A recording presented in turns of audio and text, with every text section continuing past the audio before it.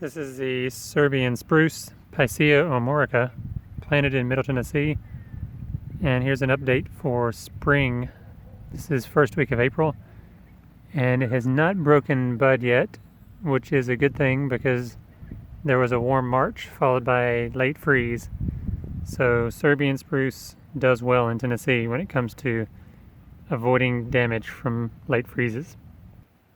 Okay, this video is going to be an update on the status of my cedars planted in Middle Tennessee. This is first week of April, and as a summary, cedars are a lot more trouble than they're worth, it seems.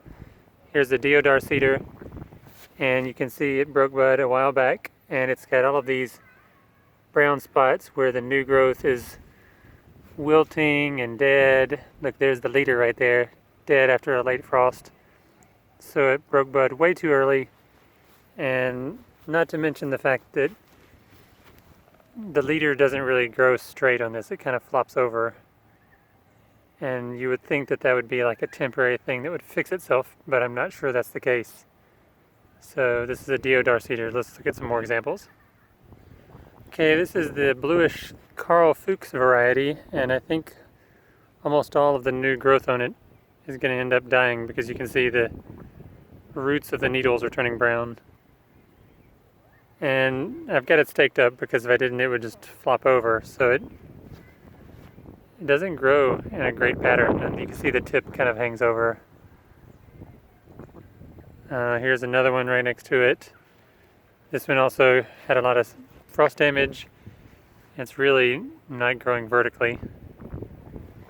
And this one has a better form, but once again, just the frost damage. I guess it's probably better further south, like Georgia or Alabama or something. But Tennessee is just too prone to having warm spells followed by late frosts. Now this is also a Deodar cedar. This is the Aria golden variety. It seems to do a lot better in almost every way than the blue ones. It grows straighter. It doesn't seem like it got as much frost damage because it was a little bit later in breaking bud.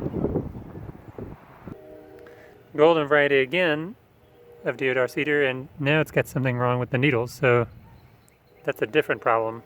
I don't know what that is. And it's affected over here as well. See the browning there in this area? So who knows what that is? I guess I'll find out what it is, but just more trouble from the cedars.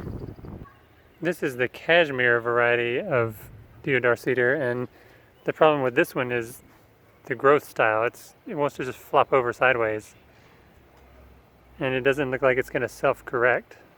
So that's kind of annoying. It also had some frost damage. If we get really close in here, you can see the browning of that new growth there is not normal.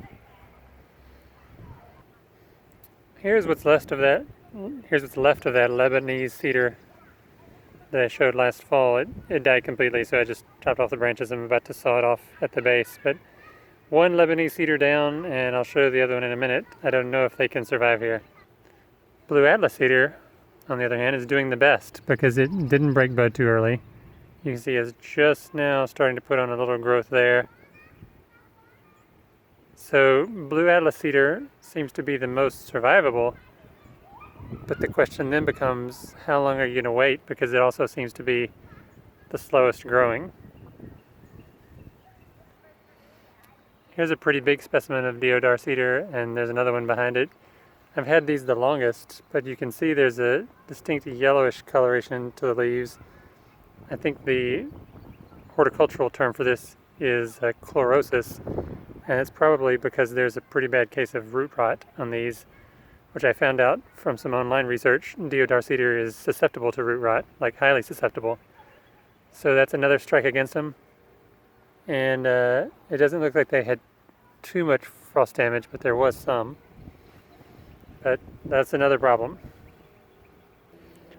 Okay, here's my other Lebanese cedar, and obviously it's doing a lot better than the other one, and it's putting on new growth. And also the new growth was not negatively affected by the cold weather, which, you know, Lebanese cedar in its natural environment is up in the high mountains of Lebanon where it snows a lot, so that kind of makes sense. Same with the Atlas, but the Deodar is more in a temperate, lower elevation, warmer climate in the Himalayas. So Lebanese is more cold tolerant, but the problem is you can see a lot of the needles have some kind of needle cast. So it's got good cold tolerance, but it doesn't tolerate the humidity and the heat here as well. So it's done a pretty good job of regenerating its needles so far. But as you saw with the other one, you know, it can get into trouble pretty quickly. So we'll see what happens with this Lebanese cedar here. But the summary is Blue Atlas cedar is the most survivable in Tennessee from what I've seen. It just grows very slowly. And Lebanese is slow too.